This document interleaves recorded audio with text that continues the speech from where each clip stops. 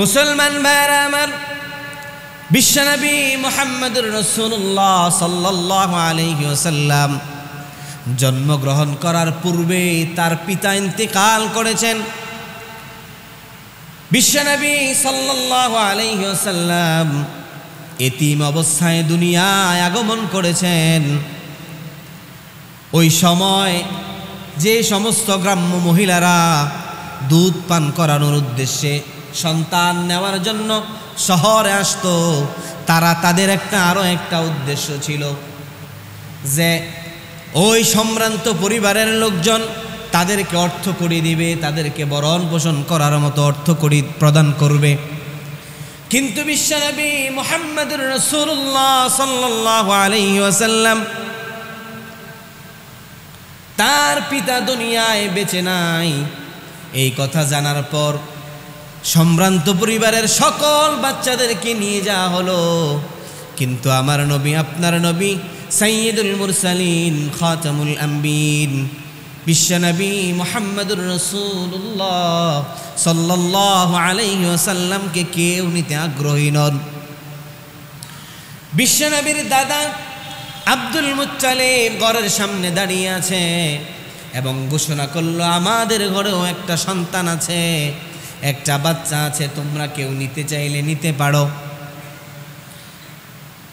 কেউ নিতে চাইলে নিতে পারো, কিন্তু শর্ত হলো এই সন্তানটা এতিম, তার ব্যাপারে বেশি অর্থ করি দেয়া যাবে না, অর্থাৎ তার পিতা নাই যে তোমাদেরকে অর্থ প্রদান করবে।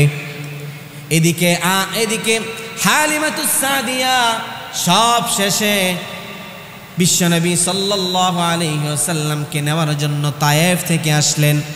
তিনি অন্য কাফেলার লোকজনের সাথে রওনা হয়েছিলেন, কিন্তু হালিমাতুস সাদিয়া তার পুত্র, তার সাথে আরো একজন পুত্র ছিল এবং এমন একটা গাধায় চড়ে এসেছে যে গাধার উলনের মধ্যেও কোনো দুধ ছিল না। হালিমাতুস সাদিয়া বলেন, আমার স্তনের মধ্যেও কোনো দুধ ছিল না, আমি আমার সন্তানকে দুধ পান করানোর মতো কোনো দুধ ছিল না।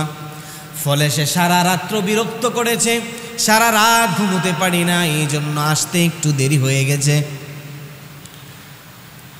বিশ্বনবী সাল্লাল্লাহু আলাইহি ওয়াসাল্লামের দাদা যখন প্রস্তাব করলো, আমাদের ঘরে একজন শিশু আছে, তার পিতা নাই, তোমাদেরকে বেশি অর্থ করি দেওয়া যাবে না। আমেনা বললেন, সমস্ত শিশুদেরকে যেহেতু নিয়ে যাওয়া হয়েছে, আমরা এত দূর থেকে তায়েফ থেকে এসেছি, অতএব খালি হাতে যাওয়া যাবে না। তার স্বামীকে প্রস্তাব করলো, স্বামী বলল ঠিক আছে, আগে বাচ্চাটাকে দেখি, যদি পছন্দ হয় তাহলে নেওয়া যাবে। বিশ্বনবী সাল্লাল্লাহু আলাইহি ওয়াসাল্লামকে আল্লাহ রাব্বুল আলামিন এত মুজিজা দিয়েছেন, এত সুন্দর করে তৈরি করেছেন। অর্থাৎ আমেনা যখন, হালিমাতুস সাদিয়া যখন ঘরে প্রবেশ করলেন, আমেনা তার সন্তান মুহাম্মদকে একটা সাদা রুমাল দিয়ে ডেকে রেখেছিলেন। এবার হালিমাতুস সাদিয়া বললেন, আগে রুমাল খোলো, এই সন্তান যদি পছন্দ হয় তাহলে তাকে আমি নিয়ে যাব, টাকা পয়সার প্রয়োজন নাই।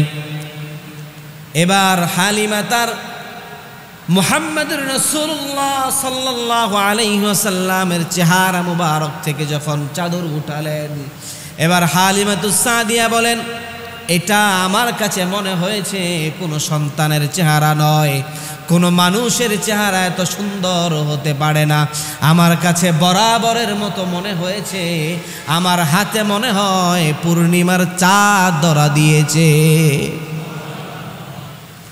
এবার হালিমাতুস সাদিয়া এই সন্তান নেওয়ার জন্য আগ্রহ প্রকাশ করলেন। হালিমাতুস সাদিয়া আগ্রহ প্রকাশ করার পর আমেনা তার কুলে তুলে দিলেন। আমেনা যখন তার কুলে তুলে দিল, হালিমাতুস সাদিয়া বলেন, মুহাম্মদকে আমার কুলে দেওয়ার সাথে সাথে আমার অনুভূত হলো আমার স্তনে দুধে ভরপুর হয়ে গিয়েছে। তার সন্তানকেও দুধ পান করানো হলো। মুহাম্মদুর রাসূলুল্লাহ সাল্লাল্লাহু আলাইহি ওয়াসাল্লামকেও দুধ পান করানো হলো।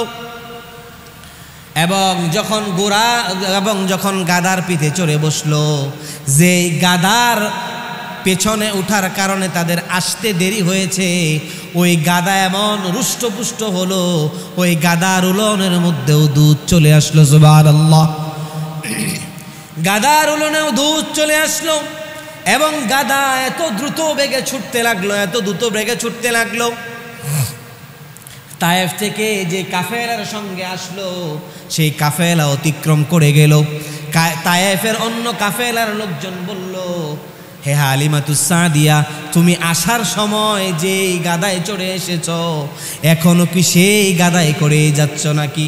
হালিমাতুস সাদিয়া বললেন, আমি এমন একজন সন্তান লাভ করেছি, এমন একজন বাচ্চা আমি সংগ্রহ করেছি, যার বরকতে আমার গাদা এত দ্রুত দৌড়াচ্ছে।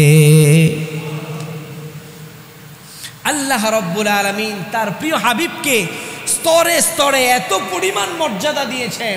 এই মর্যাদা বা আল্লাহ রসুলের সিরাত যদি দীর্ঘক্ষণ না কয়েক মাস যাবৎ আলোচনা করা হয়, তারপরেও তার এই সিরাত শেষ করা সম্ভব নয়। তবে ইনশাআল্লাহ সময় স্বল্পতার কারণে আজকের আলোচনা এখান পর্যন্তই শেষ করতে হচ্ছে। আমরা ইনশাআল্লাহ সামনে ধারাবাহিকভাবে বিশ্বনবী সাল্লাল্লাহু আলাইহি ওয়াসাল্লামের একদম শিশুকাল থেকে বাল্যকাল, যৌবনকাল, বৃদ্ধকাল কেমন করে অতিবাহিত হয়েছে, এই আলোচনা শোনার জন্য প্রস্তুত আছি তো ইনশাআল্লাহ।